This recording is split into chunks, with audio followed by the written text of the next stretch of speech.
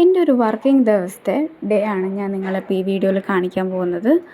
കുറേ ദിവസമായിട്ട് ഞാനിങ്ങനെ ഒരു വർക്കിംഗ് ഡേ വീഡിയോ ചെയ്യണമെന്ന് വിചാരിക്കുന്നു.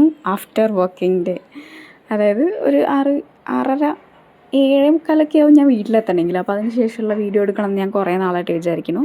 സോ അങ്ങനെയുള്ളൊരു വീഡിയോ ആണിത്. So guys, welcome back to my YouTube channel to talks with Archana. എന്തൊക്കെയുണ്ട് വിശേഷം? എല്ലാവരും സുഖമായിട്ടിരിക്കുന്നില്ലേ? ഞാനിവിടെ അടിപൊളിയായിട്ടിരിക്കുന്നു.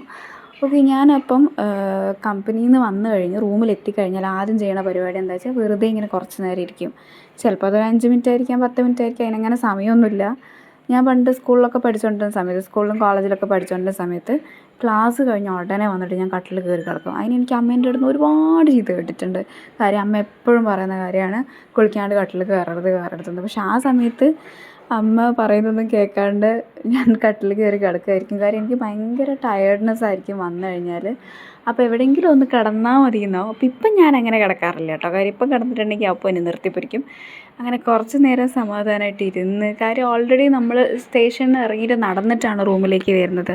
സോ അതുകൊണ്ട് കുറച്ച് വിയർപ്പും കാര്യങ്ങളൊക്കെ ഉണ്ടാകും. അപ്പോൾ ആ വിയർപ്പോടെ പോയി കുളിക്കുകയാണെങ്കിൽ ജലദോഷം, നീർക്കെട്ട് ഇതുപോലത്തെ പല അസുഖങ്ങളും വരും. ഏറ്റവും ബെസ്റ്റ് രാവിലെ കുളിക്കുന്നതാണ്. പക്ഷേ രാവിലെ കുളിക്കാൻ എനിക്ക് ചില ദിവസങ്ങളിൽ സമയം കിട്ടാറില്ല. സോ ഞാൻ മോസ്റ്റ് ഓഫ് ദ ഡേയ്സ് വന്നിട്ട് ആണ് കുളിക്കുക. കാര്യം ട്രെയിനിലൊക്കെ പോകുമ്പോൾ ഒരുപാട് ആൾക്കാരെ നമ്മൾ അടുത്ത് തൊട്ടിട്ടൊക്കെ ആയിരിക്കുമല്ലോ യാത്ര ചെയ്യുന്നത്. അപ്പം എന്തെങ്കിലും വിധത്തിലുള്ള അസുഖങ്ങളോ കാര്യങ്ങളൊക്കെ ഉണ്ടെങ്കിൽ ഇറ്റ്സ് ബെറ്റർ വന്നു കഴിഞ്ഞിട്ട് കുളിക്കുന്നത്. എന്തായാലും വന്നിട്ട് കുളിക്കണം. അപ്പോൾ പിന്നെ ഞാൻ വിചാരിക്കാം എന്നാൽ പിന്നെ ഓക്കെ, ആ ഒരു കുളിയാവാം ആ ദിവസത്തെ എന്ന്. അപ്പോൾ 2 നേരമൊന്നും കുളിക്കുന്ന സ്വഭാവം എനിക്കില്ല കേട്ടോ. അത്രയ്ക്കും നല്ല കുട്ടിയൊന്നുമല്ല ഞാൻ. അങ്ങനെ രണ്ട് നേരം കുളിക്കുന്നതൊക്കെ നല്ലതാണ്. സയൻറ്റിഫിക്കലി നല്ലതാണെന്ന് വെച്ച് കഴിഞ്ഞാൽ എനിക്കറിയില്ല. കാര്യം ചില റിപ്പോർട്ട്സൊക്കെ പണ്ട് പറയുന്നത് കേട്ടിട്ടുണ്ടായിരുന്നു. ആഴ്ചയിൽ എല്ലാ ദിവസവും കുളിക്കുന്നത് നമ്മുടെ ഇമ്മ്യൂണിറ്റി കുറയ്ക്കാനായിട്ട് കാരണമാകുന്നു എന്നൊക്കെ പറയുന്നത് കേട്ടിട്ടുണ്ട്. എനിക്കതിൻ്റെ കറക്റ്റ് അതിൻ്റെ പൊരുൾ എനിക്കറിയില്ല. നിജസ്ഥിതി, അതാണ് ഞാൻ പറയാൻ നോക്കിയത്. അല്ലേ ചില സമയത്ത് നാക്കങ്ങൾ ഉടക്കും. അപ്പോൾ ഇപ്പം ഞാൻ എന്തൊട്ട് ചെയ്യുന്നതെന്ന് വെച്ച് കഴിഞ്ഞാൽ എൻ്റെ മുടിയിൽ കെട്ടൊക്കെ അഴിക്കുകയാണ്. കാര്യം നമ്മളിപ്പോൾ രാവിലെ എത്ര വൃത്തിയിൽ മുടി കെട്ടിപ്പോയി കഴിഞ്ഞാലും വൈകിട്ട് വരുമ്പോൾ ട്രെയിനിൽ ട്രാവൽ ചെയ്യുകയാണ്. അപ്പോൾ കാറ്റടിച്ചിട്ടൊക്കെ മുടിയിൽ എന്തായാലും കെട്ടാവും. ഈ സ്ട്രെയിറ്റ് ഹെയറുള്ള ആൾക്കാർക്ക്, അതായത് കോലമുടിയുള്ള ആൾക്കാർ, ചില ആൾക്കാരുടെ മുടി എന്ത് ചെയ്താലും കെട്ടി വരില്ല പെട്ടെന്ന്. പക്ഷെ ചില ആൾക്കാർ പെട്ടെന്ന് കെട്ടാവും. അങ്ങനെയുള്ളൊരു മുടിയാണ് എൻ്റേത്. എൻ്റെ പക്കാ സ്ട്രെയിറ്റുള്ള കുറച്ചൊരു വേവി ഹെയറാണ്. സോ അത് മെയിൻറ്റെയിൻ ചെയ്യാൻ എനിക്ക് കുറച്ച് ബുദ്ധിമുട്ട്. അത് എപ്പം നോക്കിയാലും അതിൽ കെട്ടി വരും. പിന്നെ ഞാൻ വെറുതെ ഓണായിട്ട് കിടക്കുന്ന ലൈറ്റൊക്കെ ഓഫ് ചെയ്യാണ്. എനിക്കിഷ്ടമല്ല വെറുതെ ഇങ്ങനെ ലൈറ്റ് ഇട്ട് വെക്കുന്നത്. സോ ലൈറ്റൊക്കെ ഓഫ് ചെയ്തതിന് ശേഷം നമ്മൾ കുളിക്കാൻ പോവുകയാണ് ഗൈസ്. കുളിക്കാൻ പോകുന്നതിന് എന്തെങ്കിലും ഒരു കാര്യം ഞാൻ മറക്കും. ചിലപ്പം തോർത്തായിരിക്കും, അല്ലെങ്കിൽ ഡ്രസ്സായിരിക്കും, ഇടുന്ന ഡ്രസ്സായിരിക്കും. വീട്ടിലുള്ള സമയത്ത് അമ്മേ എൻ്റെ ഡ്രസ്സ് എടുത്ത് തരൂ, എൻ്റെ തോർത്ത് എടുത്ത് തരും എന്ന് പറഞ്ഞു കഴിഞ്ഞാൽ എടുത്ത് തരും. ഇപ്പോൾ ഇവിടെ അങ്ങനെ ആൾക്കാരില്ലാത്തതിനെ കൊണ്ട് ഞാൻ തന്നെ പോയി എടുക്കണം. അങ്ങനെ കുളിയൊക്കെ കഴിഞ്ഞ് ഞാൻ റൂമിൽ വന്നിരിക്കുകയാണ് ഗൈസ്. അപ്പോൾ പുറത്തിട്ടിരിക്കുന്ന ലൈറ്റ് ഓഫ് ചെയ്തു. ഇപ്പോൾ ഇനി നമ്മൾ എന്ത് ചെയ്യുന്നു, നമ്മുടെ മുടിയിലുള്ള വെള്ളമൊക്കെ നന്നായിട്ട് തോർത്ത് വെച്ചിട്ട് ഒപ്പിയെടുക്കണം. കാര്യം തലയിൽ വെള്ളം ഉണ്ടെങ്കിൽ ഞാൻ നേരത്തെ പറഞ്ഞതുപോലെ നീർക്കെട്ട് വരാനുള്ള, തലയിൽ വെള്ളം ഇരുന്ന് കഴിഞ്ഞാൽ ജലദോഷമോ നീർക്കെട്ടോ അല്ല നീരിറക്കമോ അങ്ങനെ എന്തെങ്കിലുമൊക്കെ വരാനുള്ള ചാൻസ് വളരെ കൂടുതലാണ്. സോ നമ്മൾ നന്നായിട്ട് എന്ത് ചെയ്യണം, തലയിലുള്ള വെള്ളം അവോയ്ഡ് ചെയ്യുന്നല്ല, തോർത്തെടുക്കണം. അത് മാറ്റണം എങ്ങനെയില്ല. ബ്ലോ ഡ്രൈ ഒക്കെ എല്ലാം യൂസ് ചെയ്യുന്ന അത്ര നല്ലതല്ലാന്ന് തോന്നുന്നു ഹെയറിന്.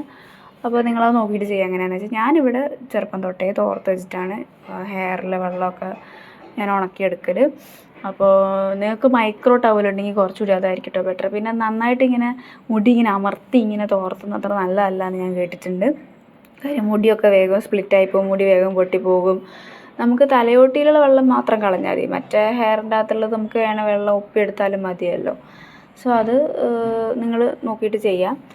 ഇതെല്ലാം നിങ്ങൾ ചെയ്യുന്ന കാര്യമാണ്, ഞാൻ പറയേണ്ട ആവശ്യമില്ല. ബട്ട് എന്നാലും അറിയാത്ത ആൾക്കാരിലേക്ക് ഞാൻ പറഞ്ഞതേ ഉള്ളൂ. ഏതെങ്കിലും ആൾക്കാർക്ക് ഇൻ കേസ് അറിയുന്നില്ല എങ്കിൽ. സോ പിന്നെ എനിക്ക് ഇത് എന്താ പറയുക, ഒരുപാടൊന്നും മുടിയില്ലാത്തതിനെ കൊണ്ട് വലിയ ബുദ്ധിമുട്ടില്ല. അതുകൊണ്ടാണ് കേട്ടോ എനിക്കിത് മെയിൻറ്റെയിൻ ചെയ്യാൻ നല്ല ബുദ്ധിമുട്ടുള്ളതുകൊണ്ടാണ് ഞാൻ ഇടയ്ക്കിടയ്ക്ക് വിടുന്നത്. പിന്നെ എനിക്ക് പേഴ്സണലി തോന്നുന്നു ഒരുപാട് നീണ്ടിട്ടുള്ള ഹെയർ, എനിക്ക് ഒരുപാട് ലെങ്ത്തുള്ള ഹെയർ എൻ്റെ ഫേസിന് ചേരില്ല എന്ന് തോന്നുന്നത് കൊണ്ടാണ് ഞാൻ വെട്ടുന്നത്, ഇടയ്ക്കിടയ്ക്ക് വെട്ടുന്നത്. സോ ഗൈസ്, നമുക്കിനി ഇതിലേക്ക് കിടക്കാം, സ്കിൻ കെയറിലേക്ക് കിടക്കാം. വളരെ സിമ്പിളായിട്ടുള്ള സ്കിൻ കെയർ ഞാൻ ചെയ്യാറുള്ളൂ. അതും ഡെയിലി റെഗുലർ ബേസിസായിട്ട് ഞാൻ നൈറ്റ് സ്കിൻ കെയർ ചെയ്യുന്ന ഒരാളല്ല. അതും കൂടി പറഞ്ഞുകൊള്ളട്ടെ. ഞാൻ ഫേസ് വാഷ് അധികം യൂസ് ചെയ്യുന്നത് നൈറ്റായിരിക്കും. രാവിലെ ഞാൻ എണീച്ച് കഴിഞ്ഞാൽ ഫേസ് വാഷ് യൂസ് ചെയ്യില്ല.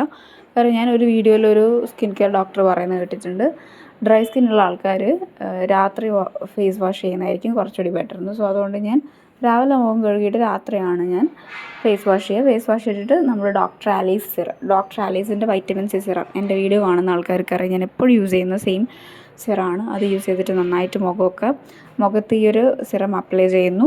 ഈ സിറം അപ്ലൈ ചെയ്യുന്ന സമയത്ത് അതിൻ്റെ നോബ് വെച്ചിട്ട് ഇങ്ങനെ മുഖത്ത് ഉരയ്ക്കാൻ പാടില്ല കേട്ടോ. ജസ്റ്റ് ഡ്രോപ്പ് ആക്കിയിട്ട് ചെയ്യാനേ പാടുള്ളൂ.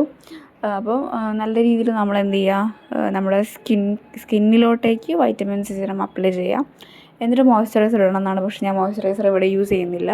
കാര്യം എന്താ വെച്ചാൽ ഒരുപാട് ഇങ്ങനെ ലെയർ പോലെ എനിക്കിങ്ങനെ അപ്ലൈ ചെയ്യുന്നത് എനിക്കിഷ്ടമല്ല. അതുകൊണ്ട് ഞാൻ വീട്ടിലുള്ള സമയത്താണെങ്കിലും രാത്രി ഓൾമോസ്റ്റ് ചില ദിവസങ്ങളിലൊക്കെ ഞാൻ വൈറ്റമിൻ സി സിറം മാത്രമേ യൂസ് ചെയ്യുള്ളൂ. പിന്നെ ഞാൻ കറി ഉണ്ടാക്കുകയാണ്, സോയാബീൻ്റെ കറിയാണ് ഉണ്ടാക്കേണ്ടത്. തലേന്ന് കുതിർത്ത് വെച്ച സോയാബീനാണ്, അതിൻ്റെ കറി ഉണ്ടാക്കുന്നു. എന്നിട്ട് ചോറ് കഴിക്കുകയാണ്. അപ്പോൾ കുറച്ച് കഴിഞ്ഞാൽ വരും.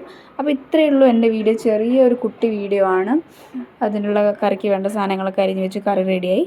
അപ്പം അതിൻ്റെ കൂടെ ഉപ്പേരി ഉണ്ട് കേട്ടോ, മുരിങ്ങേൻ്റെ കറിയും. അപ്പോൾ വന്നതിന് ശേഷം നമ്മൾ ഫുഡൊക്കെ കഴിച്ച് ഇന്നത്തെ ഡേ വൈൻഡപ്പ് ചെയ്തിരിക്കുകയാണ് ഗൈസ്. അപ്പോൾ ടാറ്റാ.